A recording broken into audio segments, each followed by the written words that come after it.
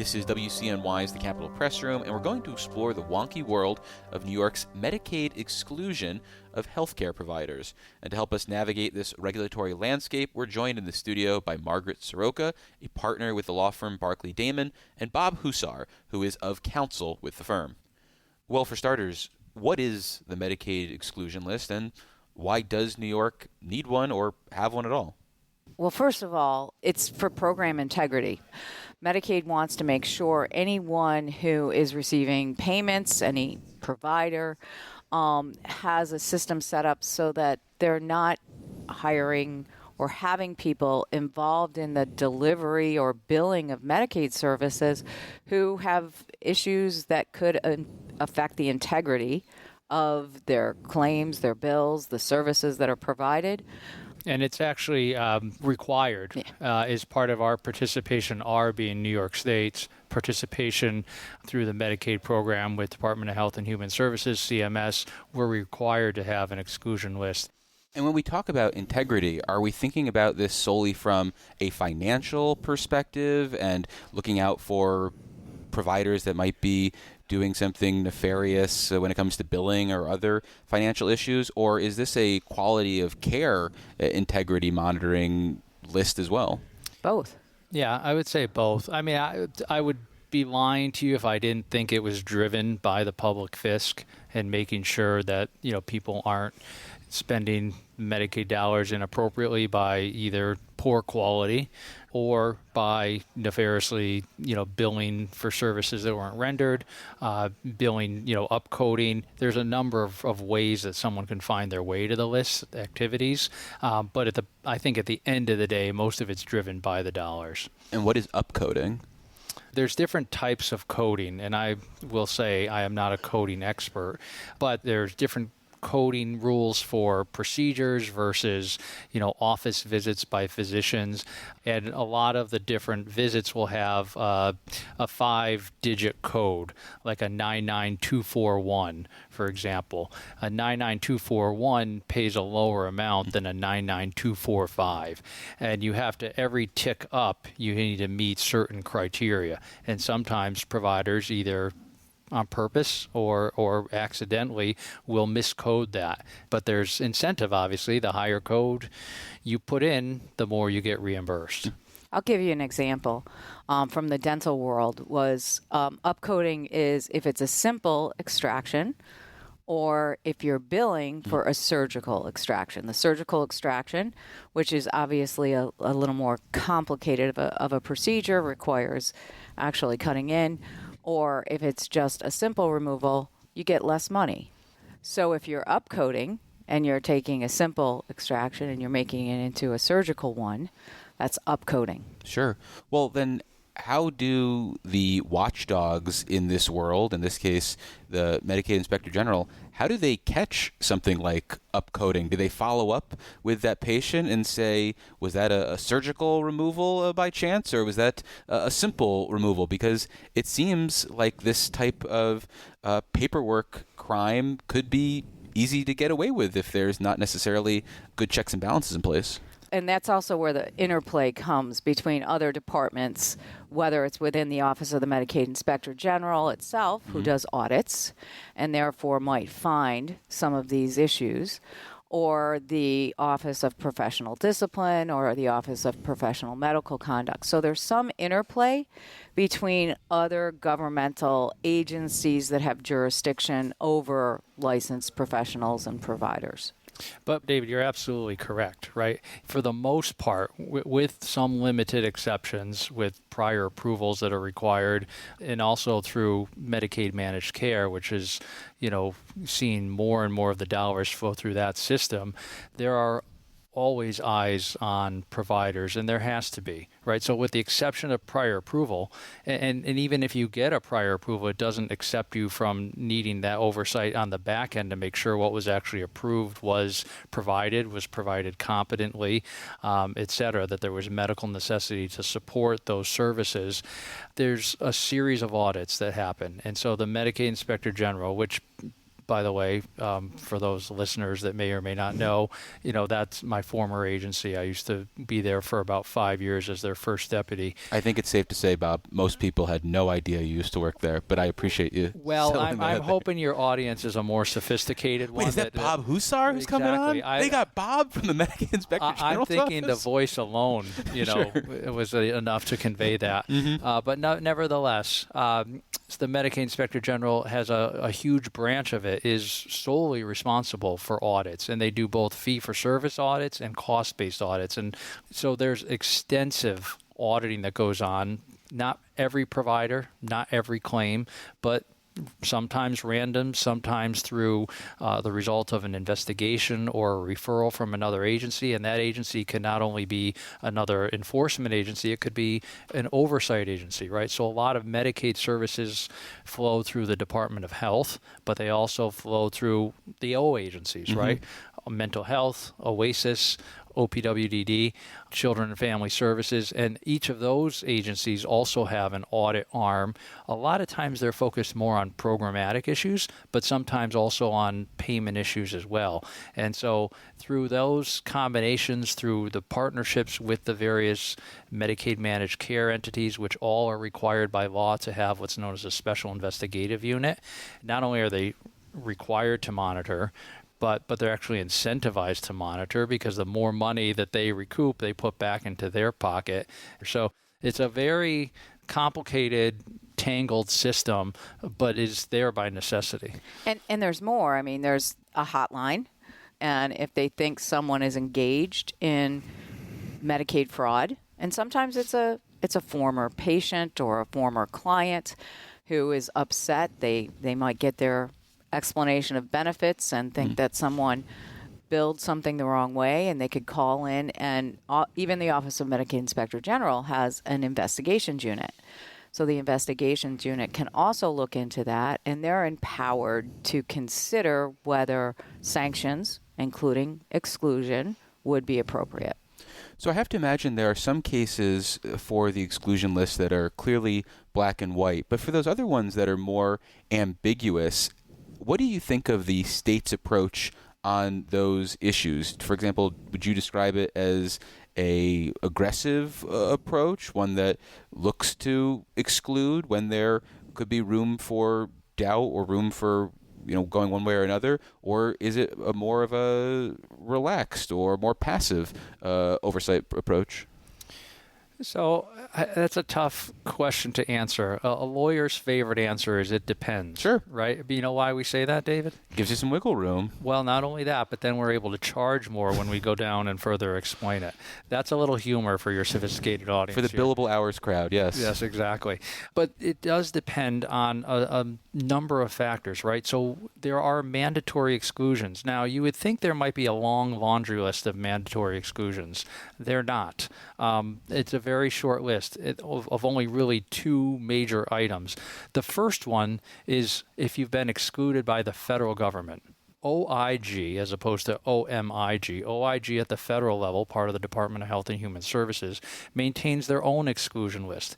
If an individual, and notice I said individual, I don't mean just providers, because you don't have to be a provider, meaning a physician or a nurse practitioner or a PA. You could be an individual. John Q. Public could be somehow involved in ownership or some other nefarious activity and find themselves on an exclusion list. And that is the kiss of death if that's what your livelihood depends on. And we can talk about that too. But if for whatever reason you find your way onto the federal OIG exclusion list, you are mandatorily excluded by the state. So no wiggle room there.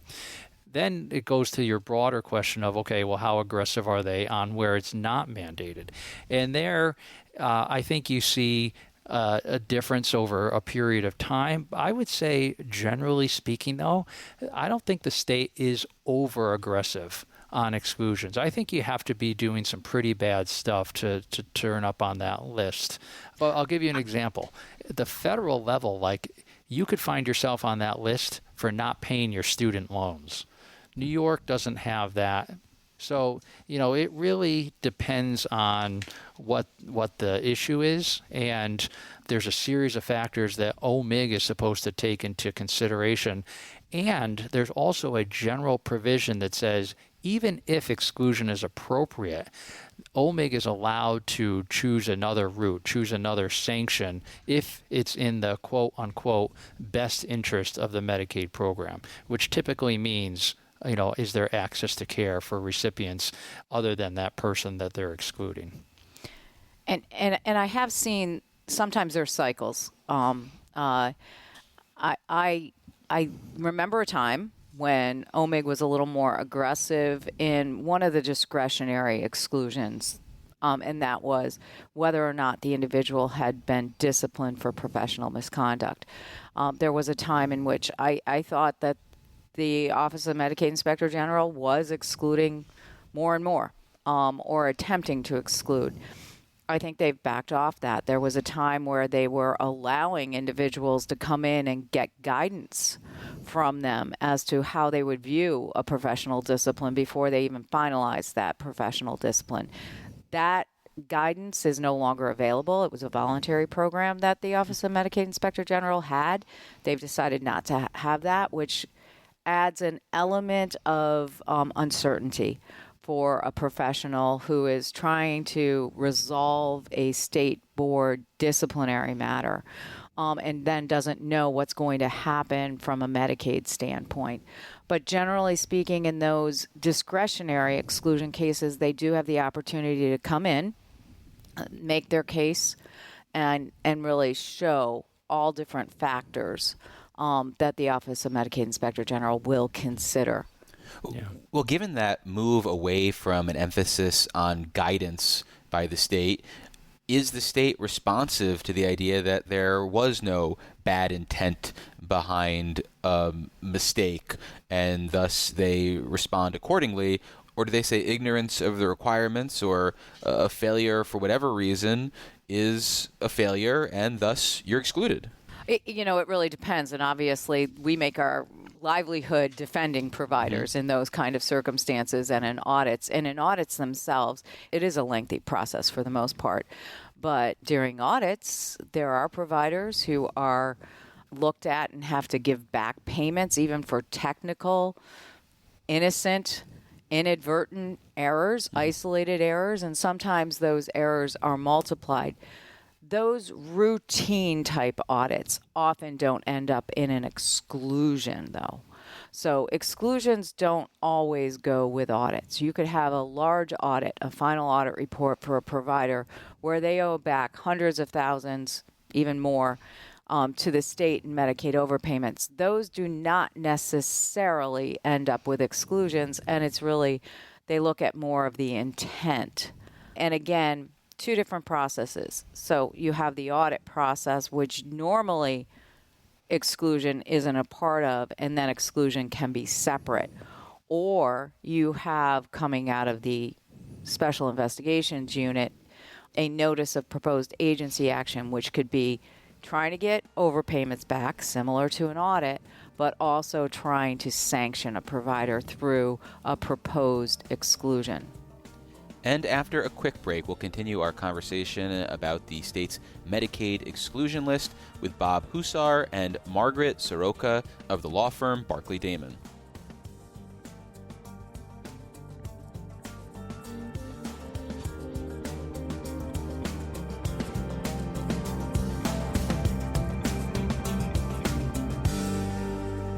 And for more Capital Press Room content, visit capitalpressroom.org or wherever you download your favorite podcasts. This is WCNY's The Capital Press Room, and we're continuing our exploration of New York's Medicaid exclusion list. And our guests are Margaret Surowka, a partner with the law firm Barclay Damon, and Bob Hussar, who is of counsel with the firm. We should also mention there are other entities, not that have exclusionary authority, but that are very relevant and in play with a lot of these things, including the Medicaid Fraud Control Unit, commonly in our world at least referred to as the MAFUCU, which is kind of a fun acronym. But nonetheless, there are guidelines for sanction that the OMIG is supposed to take into account, right? And so to your question, are they more lenient if someone just comes in and says, oops, we messed up? OMIG, when I was there back 15 years ago, we released mandatory compliance programs for most Medicaid providers in New York State. To me, that's one of my favorite statutes and supporting regulations, because it actually says in it that we have to look at the provider and take into account a number of factors, including, the size and the complexity of their operations. And we expect people to put in something of compliance program, which is proactive, supposed to be finding these problems. But those compliance programs need to be reasonable, given the factors of the provider, like how big are they, what are their resources like, how sophisticated are they. That type of concept should circle back when you're looking at these sanctions and what you impose based upon very similar factors of, did they mean it? Now, under the Federal False Claims Act, and there's a similar state law, it's not just intent-based. You have reckless disregard or deliberate ignorance. Those also could bump you up to a level of fraud. Is deliberate ignorance like I put my head in the sand on purpose? I hear no evil, see no evil? You're the ostrich. Okay. Yes, exactly. When you're signing up for this program, and by the way, you sign some crazy documents that say you're going to follow every rule, every guidance, and I'm not exaggerating on this, that, in the Medicaid world, there's something called a Medicaid update that's published periodically. And a provider is indicating that they're going to follow everything that's included in that Medicaid update. Now, that Medicaid update has been published for decades, and there's no general index that tells you all what the current state is. So you're expected to know all of those rules. Or Mafuku, OMIG, other agencies can come back and say, hey, you're not following this rule. It's not in regulation. It's not in a published guidance somewhere neat on a website, an agency website. It's buried in this Medicaid update. And so providers have, it's a full-time job. Well, that was my next question. If I'm a big hospital chain, I imagine it's no problem for me to either have in-house help that's helping me navigate this or retain the services of a law firm, I don't know, like Barclay Damon. But what if I'm some small nonprofit that is taking on Medicaid patients? How do they navigate this, especially if, there is that issue with ignorance of the law? Well, it's not easy. Sure. What do they do in practice? They have systems all set up, and they have monitoring all set up. And one of the things even about exclusion is the monitoring, because they're required to check every single employee that they hire to see if the employees have been excluded. They have to check that monthly. So they check it before they hire the individual. Then they have to check it monthly. And like in case somebody who I already have employed has somehow made it onto the list, they have to keep checking and checking and checking? Absolutely. Okay. And is that because these things take a while to catch up with someone potentially? Oh, absolutely. Absolutely. One of the things that can be frustrating is the timing, because it's the government. There's not a smooth process. So you could absolutely even have Medicare exclude, somehow Medicaid miss it for a couple months or something. You might get paid, and then you may have to give money back because the timing isn't absolutely consistent. But you could absolutely have a provider who has hired, say they hire just direct support personnel. That individual gets excluded. They weren't excluded when they hired them. They don't tell the provider. The provider has to check monthly. Then they find out, maybe a couple months later, they find out that they were excluded. They have to then go back, see if there's money due back to the government. And we do a lot with compliance officers who are constantly checking these things. That's only one of the things they check. So it is a full-time job. Yeah, but let's go back to your somewhat of an assumption that you're working for a health system and that they clearly have the ability, the resources, et cetera, to find all this stuff out. I would challenge that, quite honestly. Okay. Having been a compliance officer both full-time and on interim basis for large health systems, even despite those resources, it's not a simple, you look in the right place and you'll find any problem. It is a full-time job. You can never look at all the claims. You can never understand everything that's going on in the four walls or beyond, right? A lot of organizations now have multiple affiliates.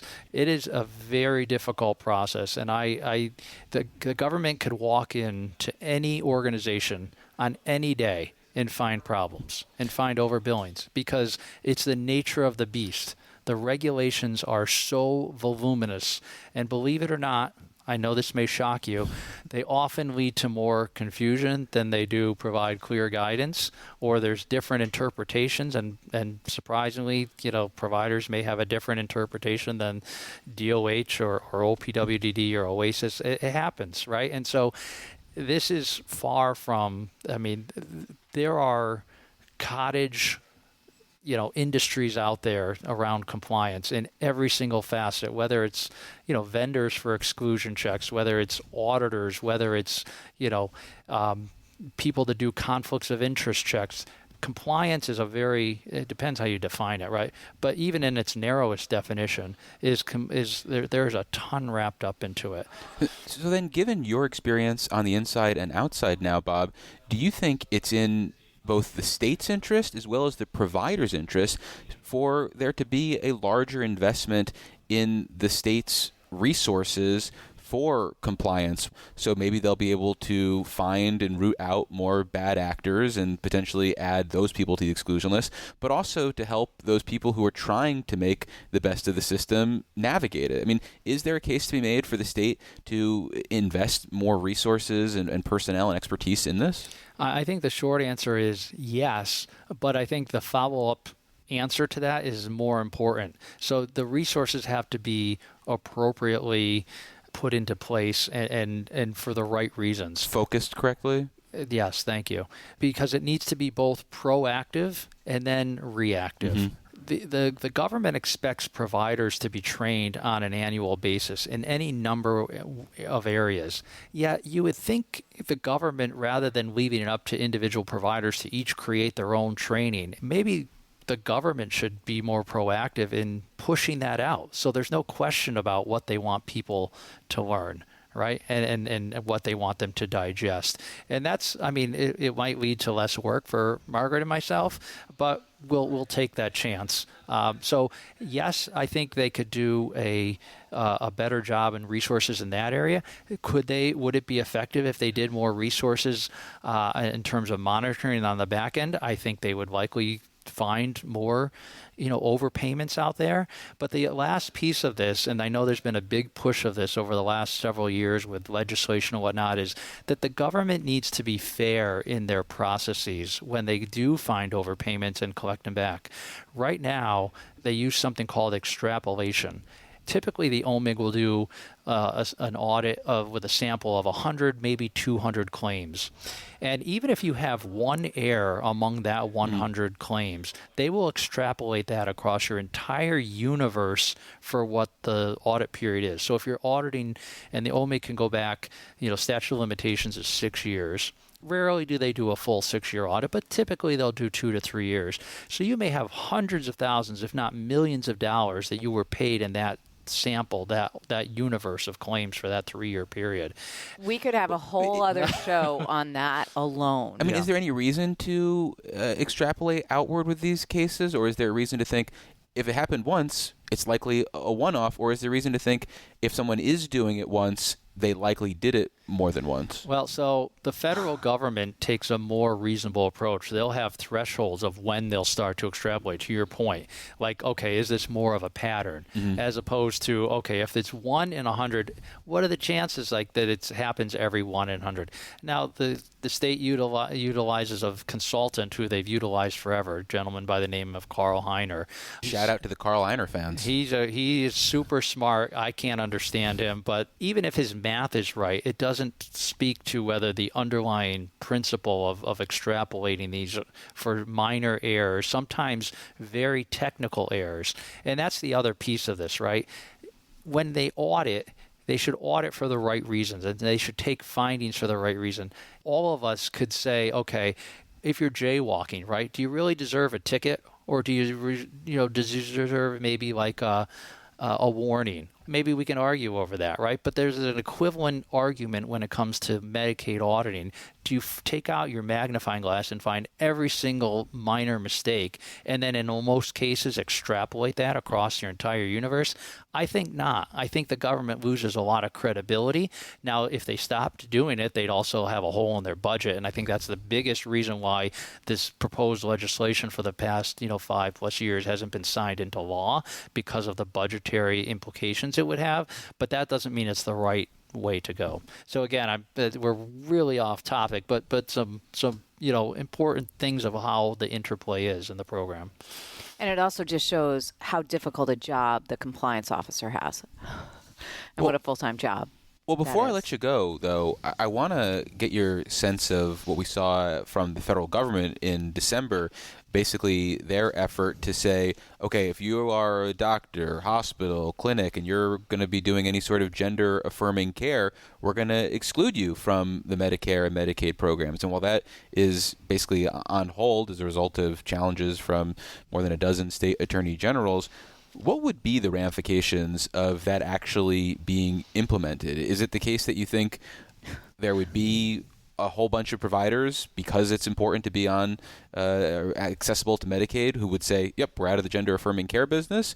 Or do you think there would be other fallout from that type of rule? Way to pull the pin and lob that thing right in there, but go ahead, Maggie. First of all, it's the death knell for any provider. It really is, to be excluded. And to be excluded by Medicare, which then follows you're excluded by Medicaid, they would not be able to take any government health care program payments. And whenever you get excluded by Medicare, Medicaid, that's not the end of it. All the commercial plans also terminate you, because almost every single insurance plan requires that you are not excluded. It is a domino effect of any provider. So if they were to exclude, it really means that individual is out of health care unless they have a private pay population of patients. So it really would be devastating. It would impact any provider, any medical provider's ability to be credentialed at a hospital. It would have so many ramifications itself. Now, they could just not cover the service. That's one thing, but they've gone much further with the exclusion. And it's the severest penalty that they can exact for a provider, exclusion. So. Yeah, and I think, unfortunately, like that's politics, right, coming into the provision of care. And regardless of what side of the aisle you sit on, because you can come up with another example in the other direction. That's just, to me, it's not good policy just to start mixing the two. It's unquestionable that there will be providers who, in part maybe because they have a commitment to their existing patients, who are not going to give that up. And it would have a significant detrimental effect on the access to care within New York and beyond. Similar to what we saw, when we talked about, abortion and providers not being willing to provide those services. And it's just, again, that this conversation could be worthy of a whole segment in itself. But I strongly disagree with any type of, whether it's this specific policy or something similar, where you are trying to push a political agenda and having such a negative ramification on access to care. And it's unprecedented. All the other exclusions relate to issues that are clearly trying to focus on integrity of the program itself and not relating to actual procedures, and again, they can not cover the procedure. That's one thing, but here it's exclusion. So again, it's the worst thing they could possibly do. Well, we've been speaking with Margaret Surowka and Bob Hussar. They are, as you could tell, experts in the field of Medicaid exclusion, and they do that work for Barclay Damon, among other things. Margaret and Bob, thank you so much for making the time. I really appreciate it. Thanks, David. My pleasure. Thank you.